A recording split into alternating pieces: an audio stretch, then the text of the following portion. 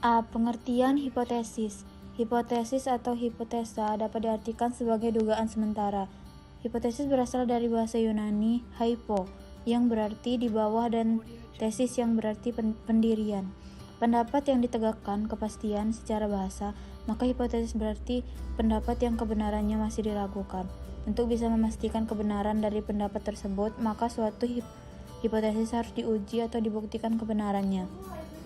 Untuk membuktikan kebenaran suatu hipotesis, seorang peneliti dapat dengan sengaja menciptakan suatu gejala, yakni melalui percobaan atau penelitian. Jika sebuah hipotesis telah teruji kebenarannya, maka hipotesis akan disebut teori. Ciri-ciri hipotesis. Hipotesis hanya dinyatakan dalam bentuk pernyataan atau statement, bukan dalam bentuk kalimat tanya. Yang kedua, hipotesis harus tumbuh dari ilmu pengetahuan yang diteliti. Hal ini berarti bahwa hipotesis hendaknya berkaitan dengan lapangan ilmu pengetahuan yang sedang atau akan diteliti. Hipotesis harus dapat diuji, yang berarti bahwa suatu hipotesis harus mengandung atau terdiri dari variabel-variabel yang diukur dan dapat dibandingkan. Hipotesis yang tidak jelas pengukuran variabelnya akan sulit mencapai hasil yang objektif. Yang terakhir, hipotesis harus sederhana dan terbatas. Artinya, hipotesis yang tidak menimbulkan perbedaan pengertian serta tidak terlalu luas sifatnya.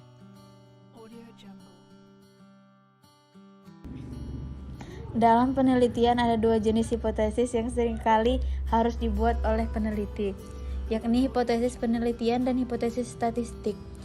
Pengujian hipotesis penelitian merujuk pada menguji apakah hipotesis tersebut betul-betul terjadi pada sampel yang diteliti atau tidak. Jika apa yang ada di dalam hipotesis benar-benar terjadi, maka hipotesis penelitian terbukti. Begitupun sebaliknya. Sementara itu, pengujian hipotesis statistik berarti menguji apakah hipotesis penelitian yang telah terbukti atau tidak terbukti berdasarkan data sampel tersebut dapat berlaku pada populasi atau tidak.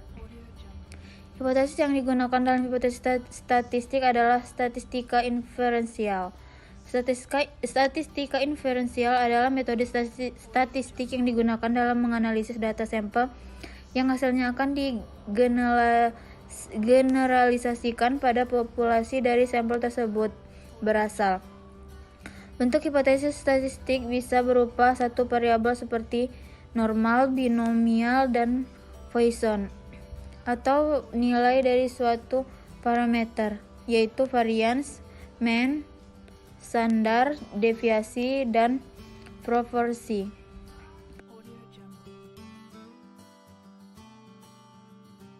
C. Perumusan hipotesis.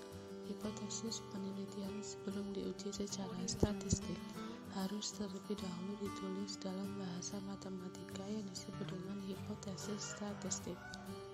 Ketut menyebutkan hipotesis statistik adalah dugaan tentang parameter suatu populasi. Hipotesis statistik terbagi dalam dua bagian, yaitu hipotesis nihil atau nol dan hipotesis alternatif.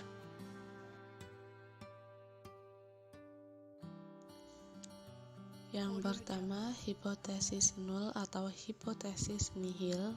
Hipotesis nol adalah hipotesis yang menyatakan ketidakadanya hubungan antara variabel. Contohnya, tidak ada hubungan antara nilai matematika dengan nilai IPA. Hipotesis nol adalah hipotesis yang tidak ada perbedaan, tidak berefek, tidak ada pengaruh. Makanya hipotesis nol juga disebut dengan hipotesis nihil, hipotesis yang tidak ada apa-apanya atau nihil.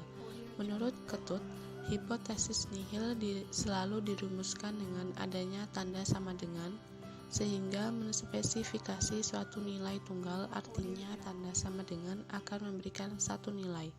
Dengan cara ini, peluang melakukan galat jenis 1 atau kesalahan jenis 1 dapat dikendalikan atau memudahkan peneliti untuk mengontrolnya. Yang kedua, hipotesis alternatif. Hipotesis alternatif atau hipotesis kerja adalah hipotesis yang menyatakan hubungan antara variabel. Hipotesis alternatif dirumuskan dengan relasi kurang dari, lebih dari, dan tidak sama dengan. Berdasarkan perumusan hipotesis nol dan hipotesis alternatif di atas, Ada 3 kemungkinan pasangan hipotesis statistik. Yang pertama ada uji pihak kanan, kedua uji pihak kiri, dan yang ketiga ada uji dua belah pihak.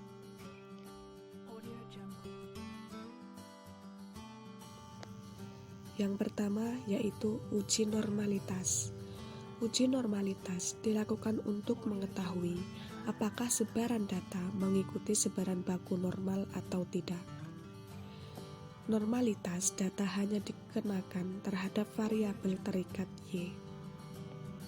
Yang kedua, uji linearitas. Uji linearitas berfungsi untuk menguji hubungan antara variabel dengan menggunakan rumus sebagai berikut. Keterangan F sama dengan bilangan untuk linearitas. RRJK dalam kurung TJ sama dengan rata jumlah kuadrat tuna cocok. RRJK dalam kurung G sama dengan rata jumlah kuadrat kekeliruan. Yang C yaitu uji multikolinearitas. Multikolinearitas adalah suatu hubungan linear yang sempurna, yaitu mendekati sempurna antara beberapa atau semua variabel bebas. Batas minimal toleransinya adalah R kurang dari 0,08. Artinya, jika hasil dari koefisien korelasinya kurang dari atau sama dengan 0,08, tidak terjadi gejala multikolinier. Untuk menguji ini akan digunakan SPSS 20. Yang keempat yaitu uji autokorelasi.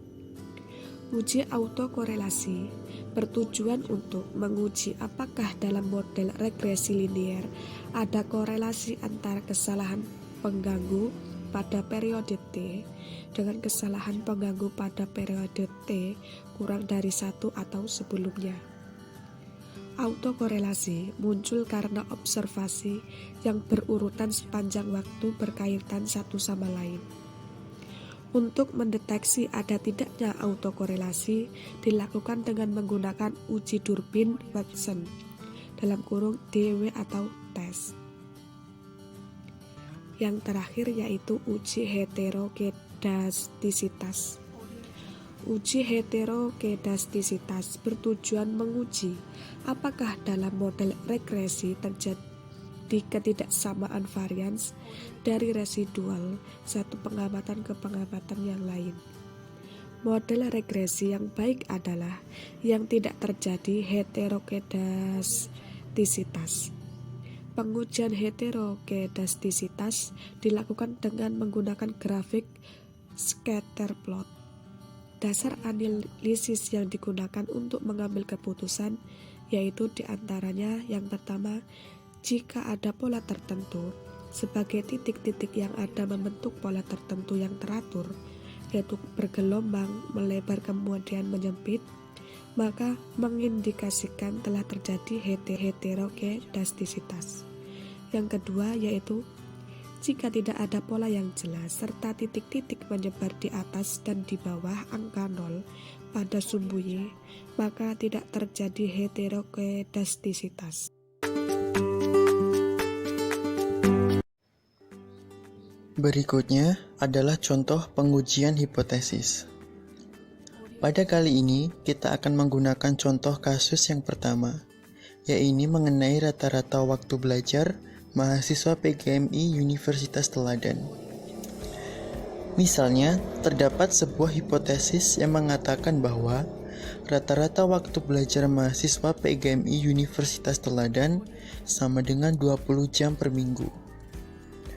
Untuk membuktikannya, kita mengumpulkan data dan melakukan pengujian hipotesis. Misalnya pada penelitian ini kita akan mengambil sampel 100 orang mahasiswa secara acak. Kemudian kita mendata berapa masing-masing waktu belajar dari mahasiswa tersebut. Setelah didata, kita memperoleh rata-ratanya adalah 16 jam per minggu dan standar deviasinya yaitu 7 jam. Berdasarkan data tersebut, apakah hipotesisnya benar?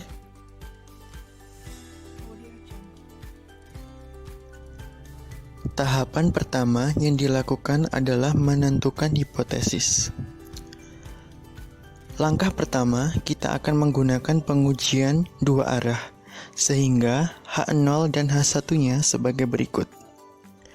H0 adalah rata-rata waktu belajar mahasiswa sama dengan 20 jam per minggu. Sedangkan H1-nya adalah rata-rata waktu belajar mahasiswa tidak sama dengan 20 jam per minggu. Tahapan kedua, menentukan tingkat signifikasi. Misalnya, tingkat signifikasi yang akan digunakan adalah 5% atau 0,05. Maka, dapat diperoleh nilai Z tabel adalah 1,96. Tahapan ketiga, menentukan statistik uji. Karena pada contoh kasus tadi, yang akan kita tentukan adalah rata-rata. Lalu, kemudian sudah diketahui standar deviasinya dan sampel yang kita gunakan adalah besar di atas 30. Maka kita dapat menggunakan uji Z sebagai berikut.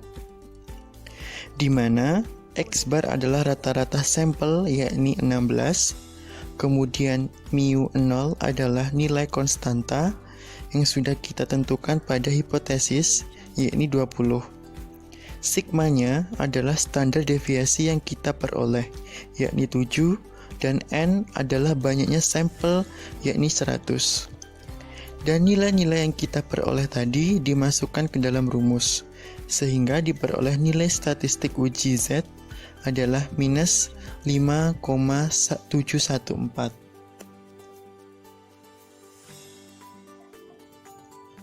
Tahapan 4, menentukan kriteria pengujian dan membuat kesimpulan.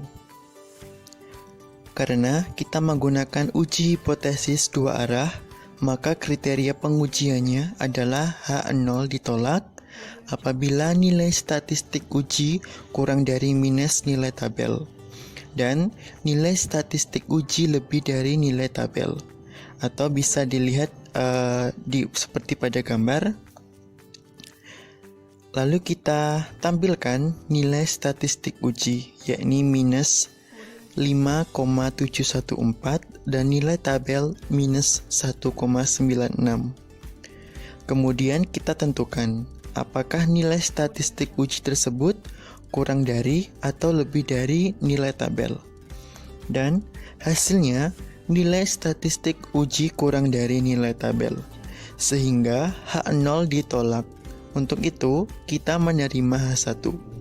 Maka dari itu, dapat disimpulkan bahwa dengan tingkat signifikasi 5% atau kepercayaan 95%, rata-rata waktu belajar mahasiswa PGMI Universitas Teladan tidak sama dengan 20 jam per minggu.